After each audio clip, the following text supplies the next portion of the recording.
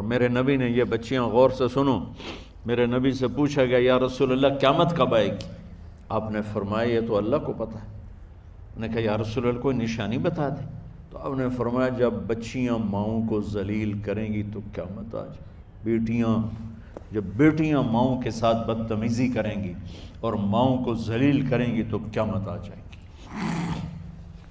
ایک ماں بیٹی کو میں بھول نہیں سکتا، ماں کے موٹے موٹے آنسو گر رہے تھے اور بیٹی ماں سے کہہ رہی تھی بھوک نہیں، ہماری اپنی پنجابی زبان بھوک نہیں، اوئے ہوئے ہوئے ہوئے، یہ تو ہم نوکر کو کہتے ہوئے ڈرتے ہیں، وہ ماں سے کہہ رہی تھی بھوک نہیں، یعنی بکواس نہ کر، اور وہ آگے چپ، صرف آنسو اس کے گر رہے تھے ایسا۔